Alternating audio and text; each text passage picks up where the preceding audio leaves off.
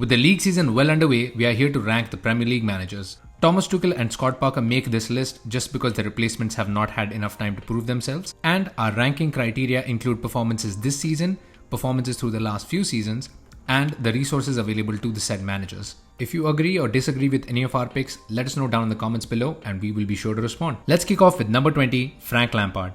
How he landed the Everton job is beyond us. The only thing he has proven to be good at is training a half-decent press. With a squad that should be comfortably playing for top 10 status, he finds himself trying to stave off relegation.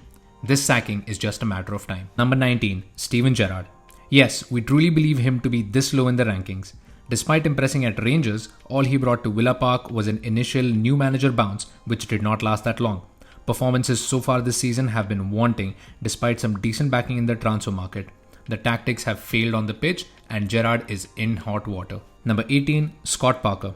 It is hard to say you're good when you're sacked this early in the season, but Parker's sacking had less to do with his on-pitch performances, but more to do with the club's poor recruitment, leaving an ill-prepared Bournemouth to fend for itself.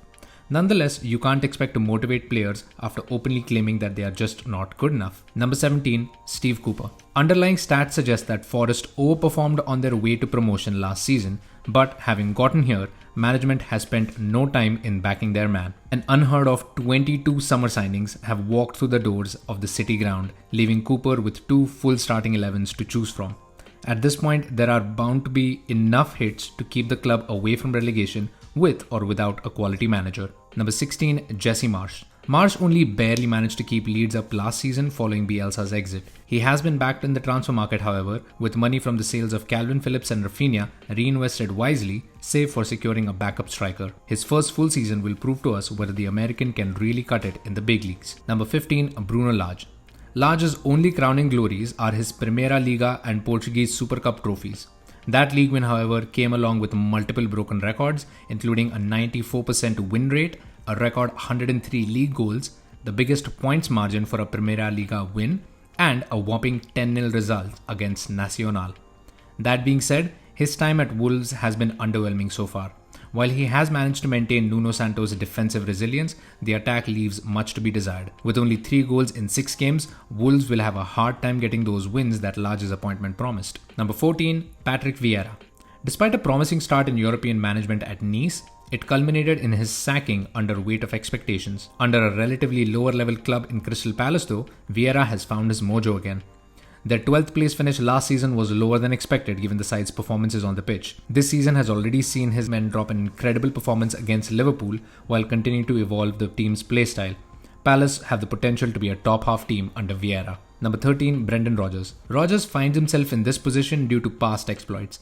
Based on his team's current performances, he would be a lot closer to their league position. He has, however, proven his chops in management with 2 back-to-back runs for UCL spots, which they barely missed out on before the collapse that was the 21-22 season, not to mention his exploits at Chelsea and the title run with Liverpool. But right now, he finds himself on the verge of getting sacked. Number 12, Marco Silva. The Portuguese coach won leagues in Portugal and Greece before finding his way to the English shores and bringing success at Hull and Watford. Therefore, his sacking by Everton should be seen as a mere blip on an otherwise impressive CV. Leading a successful promotion to the Premier League in his first season, his Fulham side have already impressed this season, turning heads and bagging some impressive results. Number 11, Thomas Frank. Just barely missing out on the top 10 position, but here we are. Despite only their second season in the Premier League, at no point have Brentford looked like relegation candidates, all while keeping spending low and recruiting from a very unique pool of players for excellent bargains. Thomas Frank has a promising career ahead. Number 10, David Moyes. His success at Everton won him the coveted job at Old Trafford, which, however, ended in a disastrous fashion. He seems to have found his footing again at West Ham, but the start to the current season has been bad, with the team having collected only 4 points from 6 matches against an expected points tally of around 7.5. For context though, they have faced Manchester City, Tottenham Hotspur and Chelsea and were extremely unlucky to come away with nothing against Nottingham Forest. If Moyes learns the virtues of rotating his squad, there is no reason why they won't be able to end in European spots while collecting some silverware along the way. Number 9, Thomas Tuchel. Let's face it, Tuchel would probably be a few places higher were it not for his surprise sacking. But not too high. Ever since lifting the UCL trophy having taken over the middle of the season, performances have definitely been on a steady decline. With poor attacking displays and a disenfranchised dressing room, it is not hard to see why Chelsea went from being one of the favourites to lift the Premier League title last season to crawling over the line in number 3. The upheaval at the top did not help, but Tuchel did underperform with that squad and had a really rough start this campaign before eventually getting the axe. Number 8, Erik ten Hag. Some would argue he should be higher, while others would say he should be closer to the bottom. So we suppose this is about the right spot for him. While results started off wonky and performances are still not quite up to scruff, Ten Hag has already led United to victories against Liverpool and Arsenal and is currently in with a shout for the top 4. Results like the one against Sociedad, however, still demonstrate room for improvement. Ten Hag still has a lot to prove. Number 7, Eddie Howe. We were all skeptical about this appointment given Newcastle United's newfound ambition. However, the club ended the second half of the 21-22 season with a points tally that would have seen them end in top 4. They lie 11th right now, but 2 of their 6 matches were a thrilling 3-3 draw against Manchester City and a 98th minute loss to Liverpool. The club is clearly on the up, and Eddie Howe is the right man to lead it. Number 6, Ralph Hasenhuttl. The Austrian coach has kept Southampton alive and running while also delivering high-intensity, attractive football. Working on a shoestring budget and not many top-class players across his team, results have always come in patches.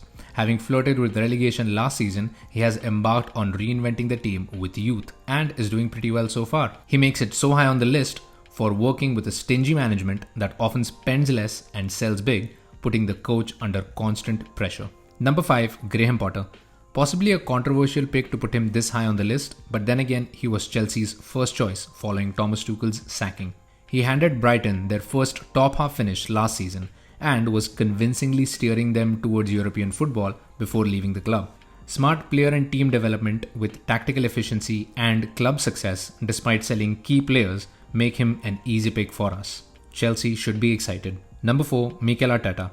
Despite calls to sack him at the beginning of the 21-22 season, Arteta went on to steer Arsenal to a comfortable 5th, narrowly missing out on UCL football. The Spanish coach has overseen a squad overhaul and made Arsenal look like a dominating, confident and competitive team who are now favourites to finish in the top 4. Number 3, Antonio Conte. A serial league winner and easily one of the best league managers in the world right now. He dragged Tottenham Hotspur to UCL spots from 9th in the league after his takeover, despite Arsenal's hot streak and an unbalanced Tottenham squad. Currently one of the only 2 teams unbeaten in the league and dark horses to pick the Premier League, Conte is definitely one of the top 3 managers in the league. Number 2, Pep Guardiola. It is safe to say that Manchester City have dominated the Premier League under Pep Guardiola after he's done similar things in Spain and Germany. He made the Premier League almost a one-horse race, which was thought impossible, winning 4 out of the last 5 seasons since taking over and currently on course for a hat-trick, only done once before. He misses off on number 1 for us though due to the financial backing he has received from the City management and the lack of UCL success. Number 1, Jurgen Klopp. So far, a poor start to the season, but you cannot undervalue his contribution to this Liverpool team. Liverpool were just about finding their feet when Klopp took over, but he has overseen a renaissance at Merseyside. Despite not being able to compete with City on the financial front, Jurgen Klopp has done what the blue side of Manchester is still not able to achieve, winning them the Champions League crown. Jurgen Klopp finds himself at the top of our list for his tactical brilliance, man management, efficient use of the transfer market, and the ability to launch Liverpool to new heights. Let us know your thoughts down in the comments below and see you guys next time.